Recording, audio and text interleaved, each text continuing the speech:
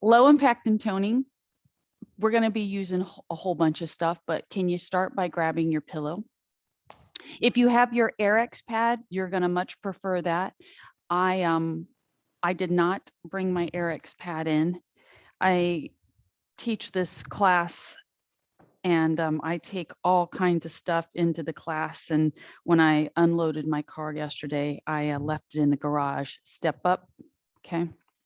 So with low impact and toning, I always want this class to feel like we just jump right into our moving instead of a slow process, right, of incorporating stretches first. I want it to always feel like the low impact and toning class has a slightly different feel to it. And so the stepping for me, I use that as a means of helping you kind of put your mind where it needs to be. It's nothing hard. It's a repeat pattern, right? Whether you have a pillow or maybe you actually have a step riser that you've set down and you can use that. Or no extra gadgets. Maybe you're just having your foot pattern going front and back, but if the beginning movement is nice and easy, then you don't have to think too hard about all of these commands that we're going to be progressively building into your workout. Okay, so now step back, tap, and change. Right, so that had to have been at least 15 reps on one side. We're going to follow it up and do the same thing. My speed does not have to be your speed. If I'm going fast and you want to slow down, it's entirely up to you. If I'm lagging and you're fully charged up and you want to move faster, the Airex pad or the step will offer a more solid footing, and that would then give you the sense of better control that then you would be able to speed yourself up. If you weren't using a gadget, you would be able to have faster feet as well. So let's do 2 more. And then we're going to stay on our object. On this next step up, stay up. And I want you to just march your feet. We're going to be marching off into lateral pattern now. Okay, so pick your direction, step off both feet, right? Come across it, off both feet. What I love about an accessory, oh, I mean, the list is long, but the accessory creates just a smidgen of an unpredictable aspect, not dissimilar to when we put a ball into the equation. And this is your brain to foot connection. And so really the key is to try to not step on your own foot. And that sounds kind of silly, but sometimes when I've watched people work on an object, they actually lose a sense of where their body is in relation to the front or the back of their object. So I want you to periodically look down if you haven't already been doing that. I have an advantage. I get to see myself in the screen. So if you don't have a mirror, then your visual reference is going to need to come into play, where every now and again you're looking at your feet to make sure that you are not going to miss your accessory. Okay, give me 4 more. Hopefully it won't be too much of a hassle to just move behind or in front of your gadget, because we're now going to take this step off the gadget, and you'll find that without the gadget, now we can actually increase speed. If you've left your gadget on the floor, okay, it becomes an object for us to work around. So think we're doing a 4-step pattern. You can go as slow as you want, right? Maybe you're doing 2-step touches instead of grapevine. The grapevine, stepping your foot back behind the other foot. If your hips are tight, the knees are tight, sometimes the grapevine step feels a little awkward. So just you pick, right? When you get to the end, there is a natural leading leg, okay? So think about this. When you close the step, When you close the step, this foot that taps, that's going to be the foot that starts our forward motion. This might seem complicated. Ready? Tap, 4 steps forward. 1, 2, 3, and 4. Back, 2, 3. Take it to the side. 1, 2. Walk forward. 1, 2, 3, and 4. You're just doing a little U. So the foot that taps and closes the step is also the foot that begins the forward or the side lead. Forward, up. It's taken me many years to try to get that little bit of information out, because you know we can add on to this. We won't, but how does this come into gentle warm up? Because now we're starting to make a little more complex. You're still just stepping, but now we're putting patterns together. Okay, so take it up, walk forward. What I want you to do is, we've got this front part that we've not addressed yet, right there, right? Okay, so how do we get our block? How do we close it in, right? The tapping leg. We're going to go back over. You're going to walk up, and we're going to get into side touches. So on this front end, you can do double step touches. This is a single, or you can grapevine. I'm going to do double touches, 1 and 2, because we want to clear the object, 1 and 2. So we can't do a single touch because it doesn't get us laterally enough to clear what we're working around. And because you don't have a mirror, check, use your eyes. When you close your step, turn the direction that you think your object is in, just to make sure you put your eyes on it. Because when you get to the end of your step, do you remember how to transition into your reverse walk? The foot that closes the pattern is also the foot that starts the next step. Try it. Close the pattern. 1, 2, 3, and 4. Walk it up. Go across, 2 touches. Walk back. 1, 2, 3, and 4. Give yourself great space. I just did a grapevine because I can, so that you're like, oh, there's my Eric's pad, there's my step, there's my pillow, there's my chair, whatever you've been using, get around it, right? Pull it across. I'm just doing grapevines because it's the same number of pattern steps, even though, right? Double step touch, walk it back, forward, up, grapevine. Doesn't always have to be the same. Walk it back. Hopefully you're not all turned around, right? Walk it up. This is your last one. You're going to close it all the way on the back end. That's what finishes you off. And marching feet. Approach your object. Step overs. So one of these days, I'm going to put my heart rate band on me. So you guys know I have my little Aura ring, but it's not like a live time. I couldn't go to the Aura app and open up the app and go, what's my heart rate right now? Because that's not how the tracker works. The tracker is this cumulative data over 24 hours, and it kind of does this averaging of all of these things. So my heart rate monitor, if I had it on, get ready to switch legs smoothly, tap change, over, good, okay. With low impact intoning, you want to feel a gentle rise of your heart rate. Low impact intoning, we're trying to like get our heart rate to come to about 70–75% of max, which leaves you not breathless, because that's anaerobic. It leaves you working your body in stamina position. So alternate this. How do we do that? Did you get it? March here. 1, 2, step over. Pull it back. March, step over. Visually look down every now and again, right? Maybe you can't look up. You're just focused on the down. You want to spot your pillow. You can look down and still listen. Okay. You got about 4 more of these.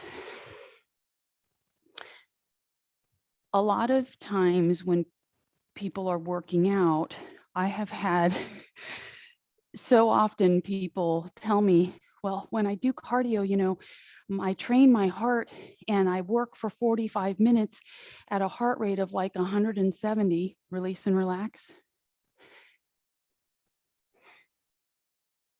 That would be okay if you were about 19 or 20 years old. Move your pillow. But if you're older than that, then that is not your target training zone. So this is something that is so very lost in training these days, is people being able to grab your light weights.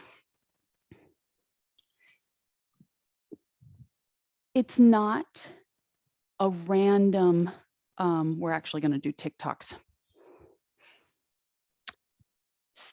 And I won't even say statistics, okay? It's a science. We're just in your little TikTok.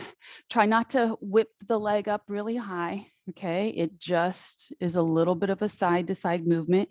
Check out your feet, look down.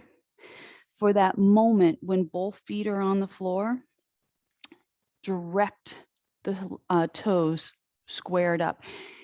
That squared up position should almost make you feel, if you weren't seeing it with your own eyes, but you were feeling the leg, you would think that your toes are turned in. That's how off of norm our body generally is. You got about 5 more of these, okay? Everything about how we move our body is a science. Why we bring our heart rate up into different levels of fitness, release and relax, walk it out. There's a reason for it. Okay. We want to increase our cardiovascular system. You're in marching feet and we're just doing this little external rotation. We're not going to stay with the arms swinging for much of it, but initially starting with the swing will help you go, oh, my neck is like sunk. My elbows are pushing back behind me. Wow, this doesn't really feel good, Michelle. So then we start cleaning up the movement. Lengthen your neck, drive your shoulders down, try to get your elbows to squeeze in towards the trunk. When the arms float open and closed, there should not be any swinging of the shoulder. It's set, and the swing happens from in to open of the arms, not the elbows gliding forward and back. So keep going, right? You can stop your feet, but I want you to keep your arms going. I'm going to pinch something. I'm going to visually show you. Don't stop. You should be feeling right here that you are actively trying to get a little bit of a pinch between the shoulder blades. That's your stable position. And now hold the arms open. If you had a mirror, walk up to your mirror, turn to the side, go, how high are your hands in relation to the waist and the elbow joint? How far back are your elbows sitting in relation to the midline of your trunk? That's relative, okay? So when you open the arms, we're not doing the W's, just hold steady. Move around your space, try to keep tucking that shoulder girdle, right? Pulling the shoulder girdle back and tucking the elbows, abs tight. The hands are pulled apart, but the elbows are gliding in. This is all rotator cuff work. You're just walking around. Keep pushing the shoulders down, pulling the belly in, drawing the elbows in. It's time under tension. Get into one foot as your dominant foot forward lead, okay? The other leg is just going to be out here tapping. And maybe this leg has to tap a little bit wide. If it's very hard for you to stand on one foot and tap directly in front, then you let this forward leg just be tapping wide. Maybe it's right here bent. because it can't be in front of your body because you don't have enough stability. But whatever position you've picked, I now want you to pull your belly in. You're going to take the space right here as if you're doing a little bit of a crunch, and you're going to pull the hips up and rock the ribs down. Fire up your abs, okay? Shoulders, belly to spine. 5, 4, 3, 2, release, relax the arms. Switch feet.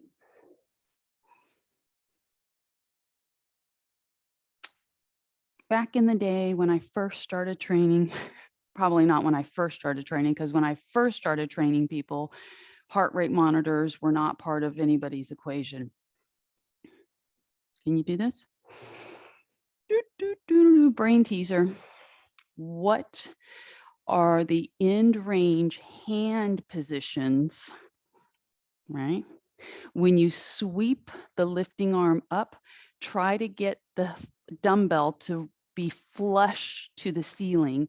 The down arm is tricep active, right? The arms pass each other. Push the pinky back on the down arm and tip your thumb towards you on the up arm so that the weight is flush to the ceiling. Brain tease, the body, the sensory input here. Maybe again, if balance is hard, your leg is here by the side doing like a marching step, right? So you pick what position you're in. Now, keep going, but I want you to take your ribs, draw your ribs down and zip up through the pelvis so that you're not crimping your low back.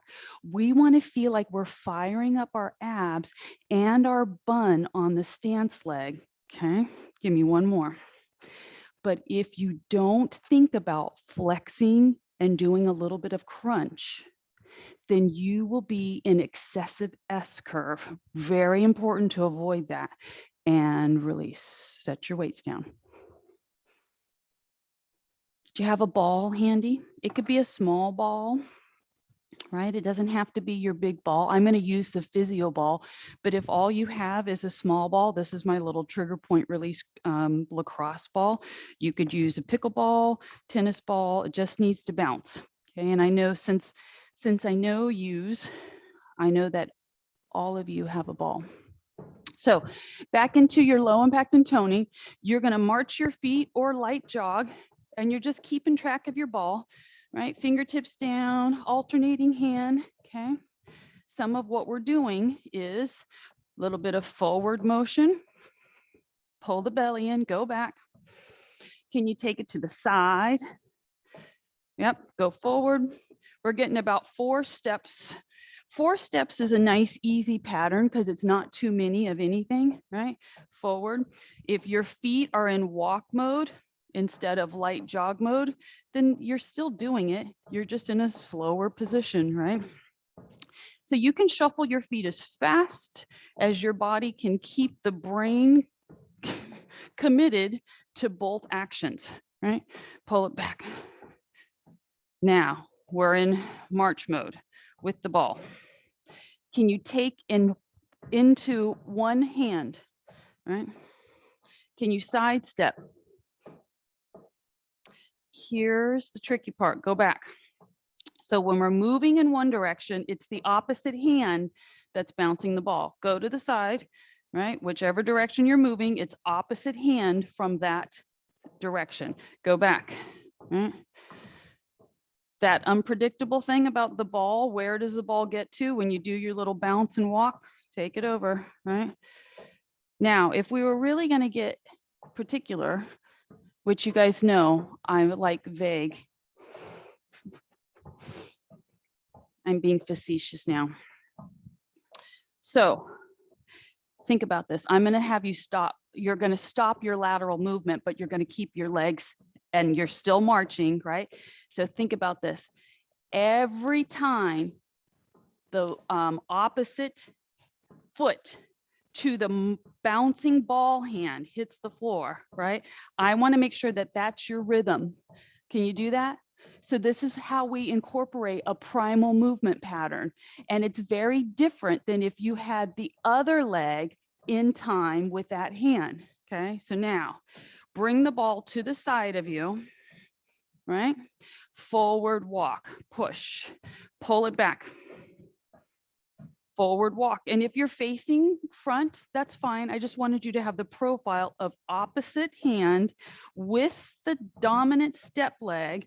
That's primal movement pattern 101 right there. Push. Now bring it back. Move the ball to the other side. And hopefully, if you've maintained your rhythm, every time this now opposite leg to the hand that's got the ball, every time that foot hits the floor, the ball should be in push down mode. Push. So the ball is off to the side. Forward, go. Forward. There is, if we weren't thinking about it, the body may have done this naturally for you, but now we're going to go and do same side. Okay, so now here we go. Every time, you haven't switched the ball, but every time that leg that's closest to the ball, right, strikes the floor, that's when I want you to push the ball down. Push. Put the focus on that side. 5, 4, 3. And you're like, wait, but I've got the ball bouncing. I didn't trick you. I wanted your focus to be on something. Faster, faster, faster. Here we go. Push. When you're doing the ball bounce, work it to the other side. Push the ball harder, spread the fingers, right? Even if the ball gets away from you, don't worry about that.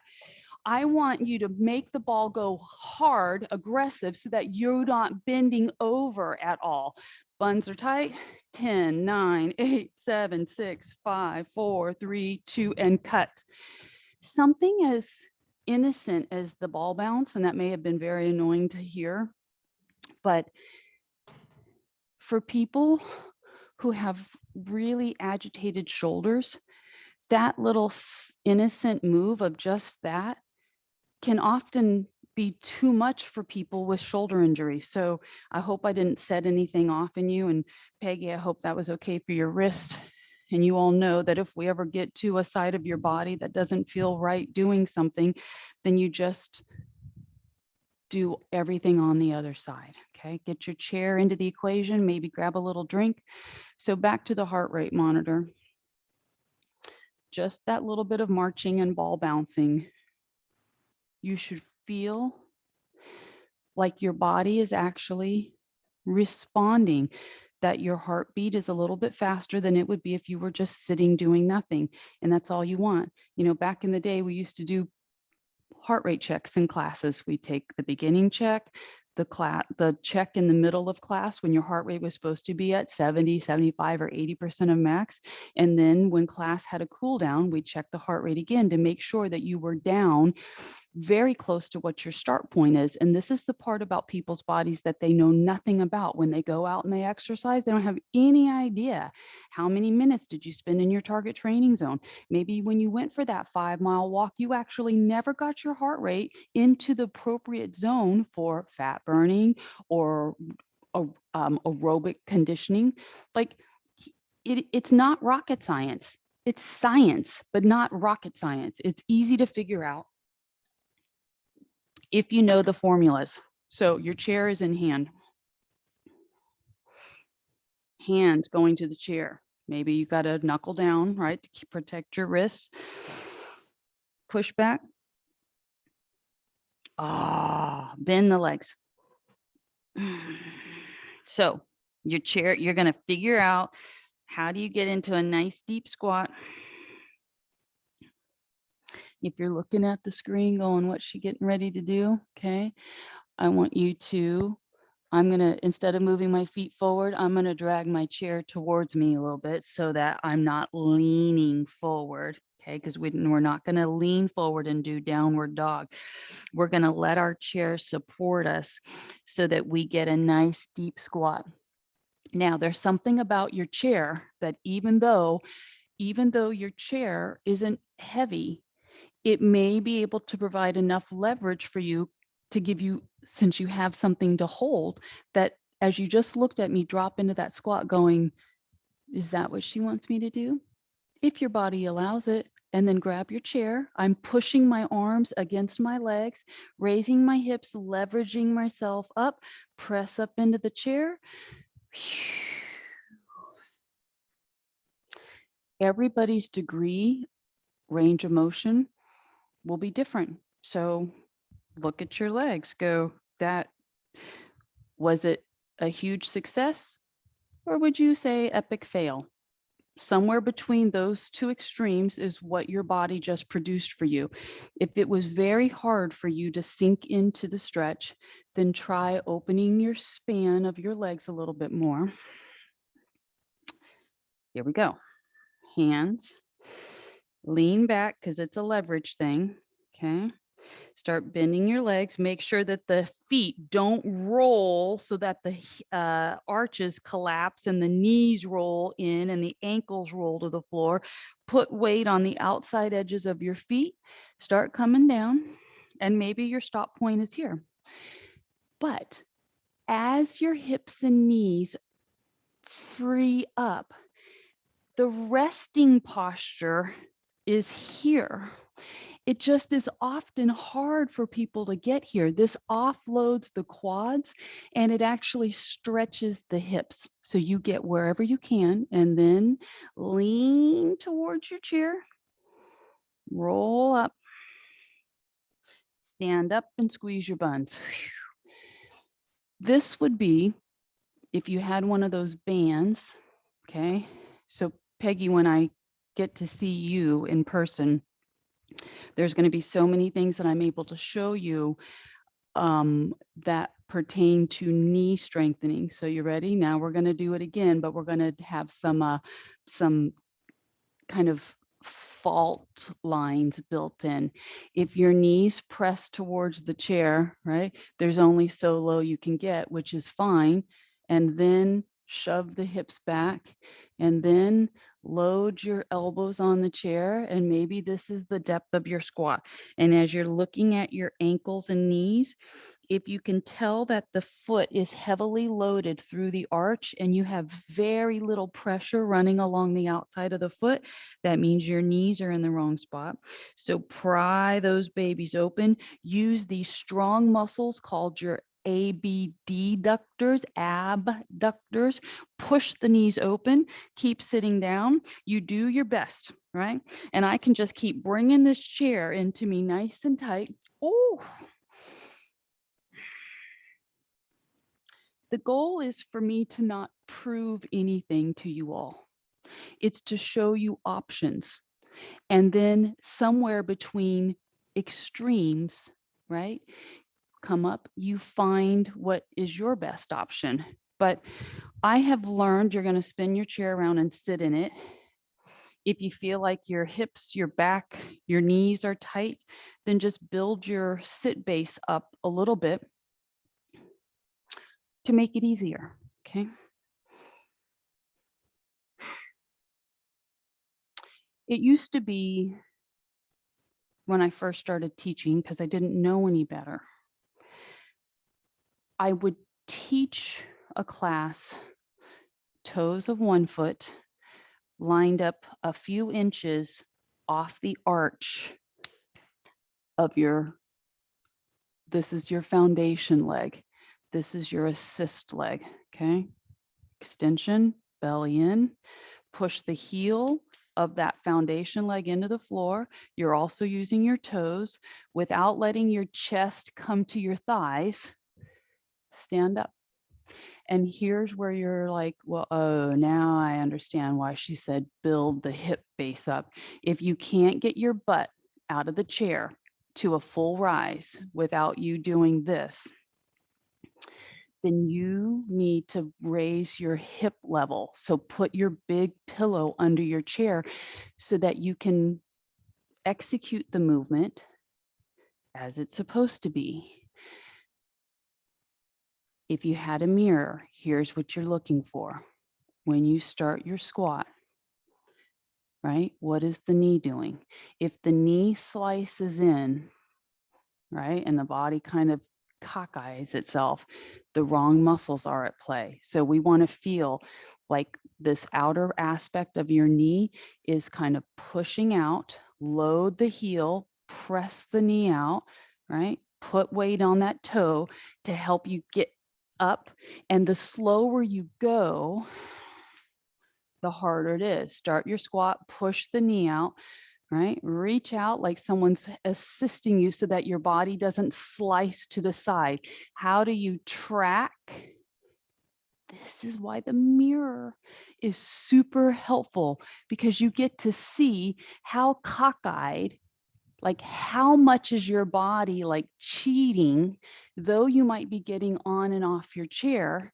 You're trying to do it as if you have walls on either side of you, and your body doesn't have any choice but to track square. Switch sides. That was about, I don't know, 6 or 8 reps. I wasn't counting. Ready? Knee, press it out, bear down into the outside edge, use the toes of that other foot, start pushing, tipping. What's the tipping point? Imagine that someone's there helping you. Maybe it takes a couple of little like rocks to get up. Because if this is a more contrived squat right here. So I don't want you to do this. This is explosive, but yet it's momentum. We're not using momentum. We're in control phase.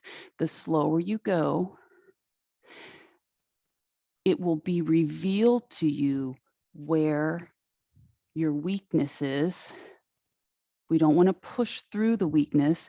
We want to identify, what do we need to spend a little more time in, which is this hard range right here.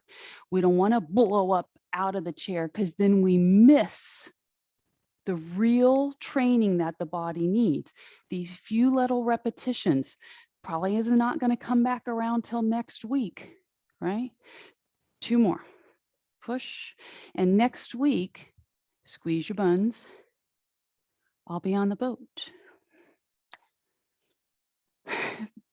The goal, this is your last one, you're going to stay up. The goal is release and relax, that I'm going to be able to teach my classes. So we're going to see about that. You can move your chair. I'm going to actually reach out to South Seas and offer to run classes for a week. We'll see if they take me up on it, but that's going to be my goal. If you've got your little ball handy, grab it. How about some butt work? Since you just did a little quad work, we're going to fire up the derriere. We're going to get ourselves into Superwoman. In your space, if you have your wall or your sofa edge or a heavily weighted coffee table, your feet can actually brace against that. Having just said that, I'm going to put my mat down. It's a lot of extra work if your feet aren't able to grip something. So if your feet can press into a fixed object, then it allows you to execute a movement like cleaner, more precise, and you'll feel like less parts are having to stabilize you. That's not necessarily always better, but think about that. If you could move your mat to the edge of your sofa or coffee table or whatever, and then put your body into your space so that your feet were actually pushing against something, right? Right now, I'm just relying on my ability to flex my knees and activate my glutes to keep me positioned. And this little tactile thing through my toes stubbing into the mat, like there is a built-in stop point, okay? But If your feet were pushing against something, you would find that, oh, wow, I can like really put all my attention in quads and glutes. So what am I doing? The movement is so small. We're allowing the chest to come towards the ball and then pulling the chest up. And the movement is really that small, because if you go beyond a certain position, the knees will buckle and you will have lost the effectiveness of why we're doing this. So your hands are behind your hips. If that's too much tension on your shoulders, then just keep them by your thighs, right? You can use your hands to maybe grab your buns and help pull yourself up a little bit. But this is called a back extension. So we're floating in to forward. This is your stretch position. And as you pull up, everything flexes, trying really hard to not hold your head up and jut your chin forward. Put your neck neutral to the rest of your spine. Make your legs stiff at the knees like you're jumping off something, right? And down you go. And pull, pull, pull. So if you had your feet braced against a wall or a piece of furniture, your movement would be bigger, because you would be able to have a little bit more of your body forward. And so you'd get a little more down and you'd get a little more lift. Okay. I'm going to set back up for 2 more. Squeezing, release, push, squeeze. You all are no strangers to this. And release. Roll yourself down. Keep on coming. Side sit. Your ball is out of your way. We are going to do 3 different things here, if I can keep myself on track. You're just going to start one elbow down. All right. Take your high leg, open up like you're doing a little clamshell. That's not what this movement is. Okay. You're then going to take your foot and you're going to anchor it to the floor. And now we want to get off the bony part of our hip and we're going to position ourselves onto the meaty part of your bun. And then the bottom leg is the worker leg. This top leg is knee open and pointed up to the ceiling. The bottom leg is pulled away. You've got a little V action here. Okay. And so now, seemingly innocent, you're just like lifting that leg. What is the rest of you doing? Initially, this doesn't seem like it's going to cause a problem, but after about 10 or 15 more seconds, your shoulder is going to be put off in a bad way, and you'll be like, oh, I hurt my shoulder in class the other day. I don't want that report to come back to me. Align elbow under shoulder, engage your abs, use your depressors by pushing the elbow into the floor. It posts your body up, pull your head back, and then now your movement actually has some structure to it. Pull, lift. The lifting leg side, the foot is parallel to the floor. So we want that inner thigh to rise. Okay, we don't want the toe pointed up. This is adductor work. All of our little standing side to side steps that we did at the beginning of class worked the outer portion. So now we need to spend some time doing inners. Check in with your shoulder, right? How is it that every time we have to correct that because they don't want to do their job? The legs should be starting to get like surprisingly heavy, right? And release. Okay. Other side. That's movement number 1, leg number 1. Same movement, leg number 2. Take your time. If you're here, like we're getting ready to do a little bit of the QL stretch, Just open up the top leg, plant the foot, get on the meaty part of the bun, open up the bottom leg, get a little V action here, start your lift, check out whether or not you're holding or striking a pose. I consider ourselves when we prop up, it's like we're posing for something, right? So if you knew someone was going to take that one shot and get you in your best look, it would be the one where you've got command of your body, right? Here we go.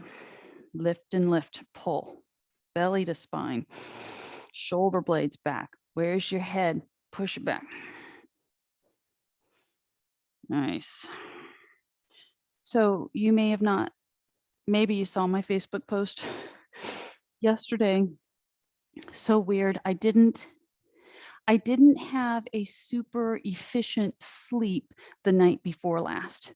So yesterday, as I'm looking at my app that kind of guides me for what should I do today physically, how hard should I work today, release and relax, push out of it. It said you might consider resting. But yesterday was a pickleball day for me. Like it was my class at Indian Rocks Beach, side sit. Ooh, you're not going to stay here for long. We're going to swing the legs the other way. Okay, you ready? So after my class, because my class it's mobility work. It's just a primer for everything. My body felt really good. And so I went to the pickleball court and I played some pickleball, and I played great pickleball yesterday. I was like, that ring is wrong. Lean to the side, get that leg up, push it back. What if you can't lift your leg? What if your knee and your ankle are dragging along the floor? That's okay. That just shows you that some of these muscles, they're just weak. So the more you lean, maybe you even have to come onto your elbow to help with the leverage. If you can't get your leg off the floor, lean a little bit. The foot and knee will rise. And as you maybe are here, I want you to now look at your leg in motion. Here's the important part of this move. From the midline of the hip, you want to watch the knee push back and at least get in line with the midline of the hip. If the knee stays in front of the middle of the hip, you are not activating the rear aspect of that glute, okay? So you want to push back without arching the back, belly to spine. Okay, I'm going to get up. Man, this is so much harder up here. But still, look at the knee, drive it back, keep the leg bent. 5, 4, 3, 2, and release. Before we flip over, think tricep, but it's going to be tricep on the upper arm. Okay, so the high arm. Okay, this is the third move of our little sequence here. Wrap the bottom arm around your body. Top arm is the dominant working arm, but if you're giving yourself the trial run, maybe you need to make a fist because your wrist, you're not going to flex it and load that way, so you can fist into it. Lean the bottom elbow into the floor. Lean into the working arm. Push elbow, push hand. See if you can get the elbow off the floor and give yourself a fully extended arm.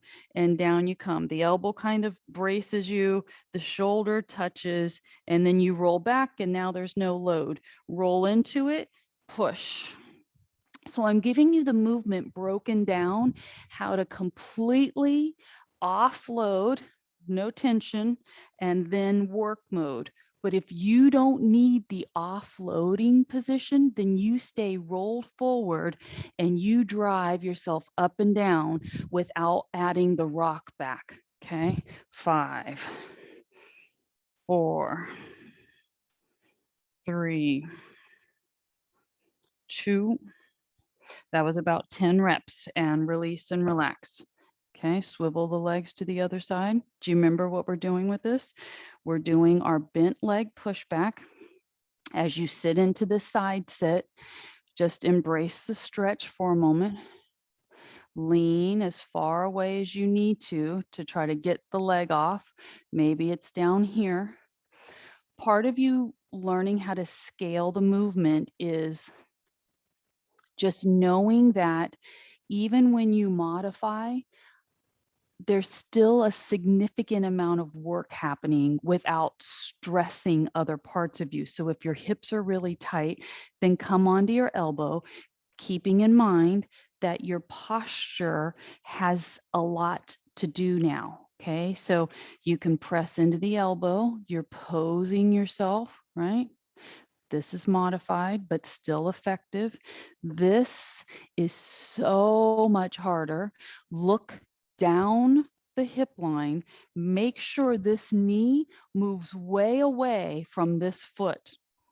That's how you know you're getting the right pushback. Because just sitting in this position would seem like that's enough work, but it's not. Okay, 5 more. 5, 4, 3, 2, release and relax, pulling the legs into that stacked position. Your bottom arm is going to wrap around your body. Get a good wrap, okay? Figure out, do you want flat palm or are you going to go for the knuckles, okay? Lean into it, push the elbow of the down arm into the floor, help yourself up. Maybe you can't get any higher than this. It's too much. Go back down. Elbow braces, the hand takes the load, start the push. If you can get all the way up, the elbow's off the floor and the arm is fully extended. Down, offload, reload. And now I'm going to stay loaded and I'm going to go through 7 more. That'll give us a set of 10. There's 5. Inhale down, exhale up. 6. It's working. 7. Okay. Inhale down. 8. 9, last one, and hold and push. Offset the legs. If the back leg needs to straighten out, then you just do that. We're moving into the next sequence, okay? With your leg like this, you're going to roll, hands to the floor. Try to keep rolling your hip, and then just bend your arms like you're putting your nose in a bullseye and push away. And as you come up, let the hip roll back and sit squared. Now, that's only if you can't get the back leg bent, right? It's an option. Twist your body. The hands stay relatively close to the legs. Shoulders slide out of the ears like you're trying to pull your elbows towards your waistline. Come into it. It's a strange thing because there's really very little work happening in the arms, but yet the movement is such that if you do not have your shoulders in the right spot and your neck has been gobbled up and the elbows flare out to the sides, when you come down, you will feel really awkward through the shoulders. Like you'll feel like the shoulders are doing work. We're trying to work our chest and our triceps. The shoulders are part of that, but there should be no pain. So that is why you want to glide the shoulders away from the ears. The elbows kind of tuck back towards your ribs and push and stretch and twist. Glide the shoulders, elbows float in, and then bend the arms. Push, twist. Do one more. Ready? Look at your elbows. Roll the elbow bones right towards your rib cage and then bend. Up. Swing the legs the other way. I was going to put a couple more moves in there, but I think this one is enough. Okay. Why don't we all try one with a straight leg, because it does feel different. All right, so as we twist our trunk towards our mat, you're going to let your straight leg roll. There's a nice long stretch. You might even be getting this fantastic stretch through this bent leg side. Okay, hands close to the legs, shoulders out of the ears, elbows are rolling in, leaning in, leaning in, leaning in. The best you can. Push away, and then roll everything back to its sit position. So you can opt and stay there or go traditional position with me. Here we go. Lean forward, shoulders, elbows, in and away. And now exaggerate your twist away from the other side of the mat. Come back. If your hands get too far forward, all that does is just puts way too much pressure on the shoulders. So even with the things that we do, right, and you hear all of the repeating instruction about where your shoulders and elbows supposed to be, think about how many years maybe you did classes or you've done different things in the gym and you've never paid any mind to knowing that that was even something you needed to be aware of. And this is why when I'm in the gym, when I watch people move and then when they're done doing something, they give the classic like rubbing of the part that they just agitated, right? It doesn't keep them from going back and doing it again. It should, but they haven't yet figured out what they're doing wrong. And so every time they go and say, do, bench press, they get off the bench, they rack the weight, and they're like rubbing their shoulders. Every time people do pull downs and they don't engage the subscaps first and then pull down, they wonder why their neck hurts. It is not rocket science. It's a science, and it's all about angles. And sadly, that is one aspect that a lot of people they're missing that piece of the puzzle to get their equation right. And injuries. I mean, that's just with neck and shoulders. We see what happens when we try to squat, right? We try to squat and our knees collapse in and our feet roll arches in. Lift your little legs. Lift your legs and move yourself forward. And now I want you to go where this was supposed to be low impact and toning. What are we doing for toning? Well, you did some ball work for toning. You just did your little leg raises for toning. You did your external rotations and swinging arms for shoulder toning. I'm making my way to my dumbbells. I want you to look around. How far are your dumbbells away from you? Can you do this and get to your dumbbells? So I'm going to go to my 8s, not my 10s. And if you have to get up and get your dumbbells, then do. But however long it takes you, get them. Same movement. When you get hold of your dumbbells, pull them into you nice and tight and see if you can work yourself back into your space. Oh, it's a lot harder. Think abs, think hips, think QL, think quad, right? The body is not going to be able to maintain this completely vertical spine. So just allow your back to be relaxed and you're just inching yourself back. Just like that. And release. If it takes you longer to get back to your space, you just keep working, okay?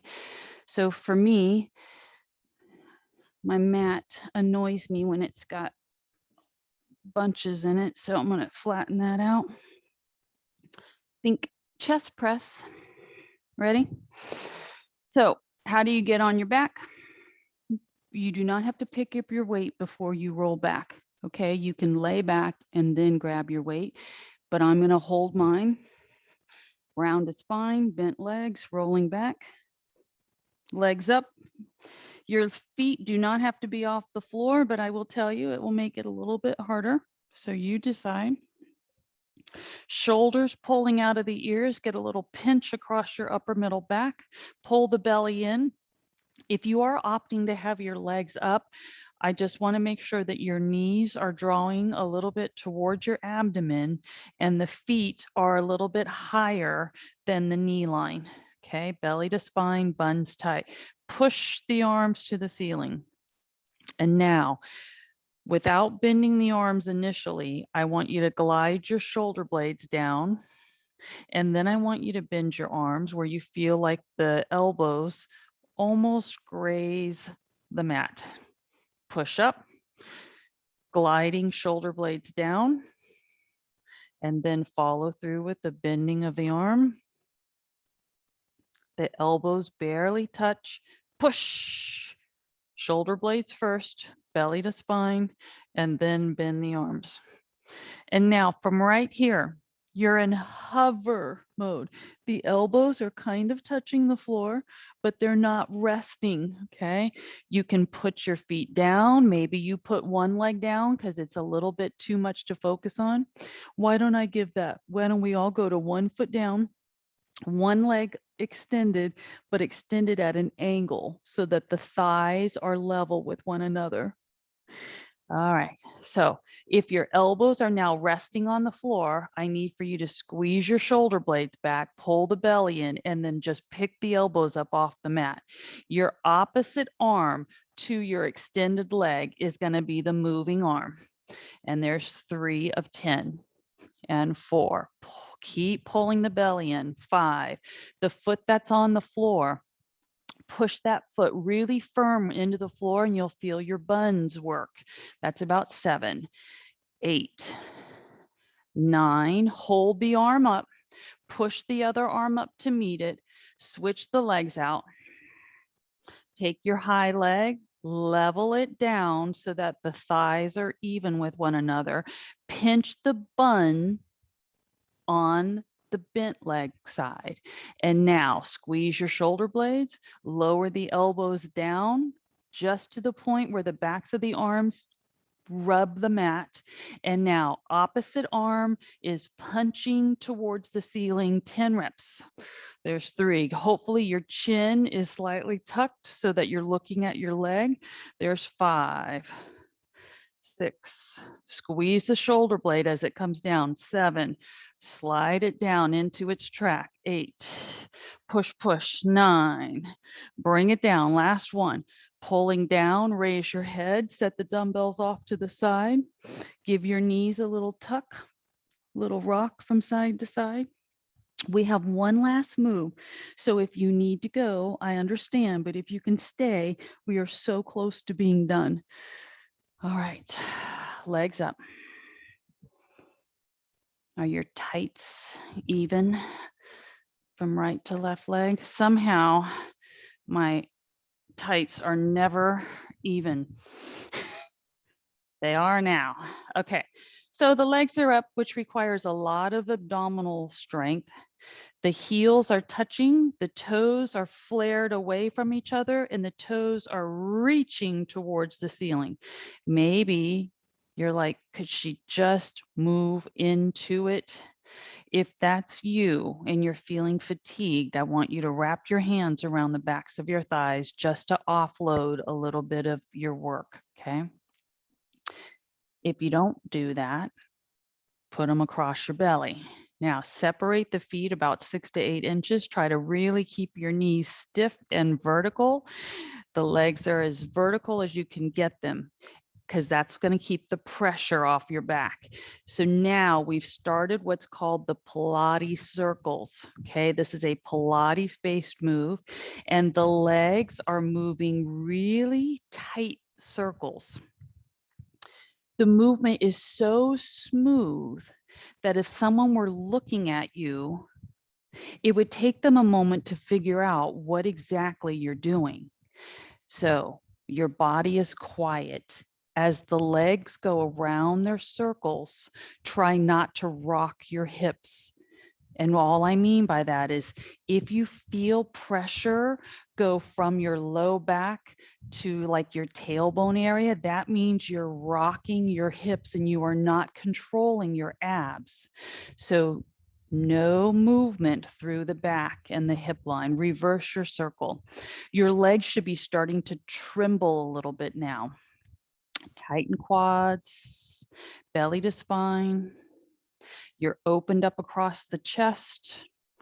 Keep pulling your muscles in tight to the middle. And 5 and 4 and 3 and 2 and release. Knees in. Can you pick up your head? Draw your chin to your chest, looking at your knees. Keep your chin tucking to the chest. Work your forehead towards your knees. Easy does it. As the head starts releasing from the knees, don't let the head float back. Keep your chin actively drawn to the chest and lower the head by using the cervical spine, which is your neck, and pause. And now feet down. Roll your legs to one side. So essentially, we're done.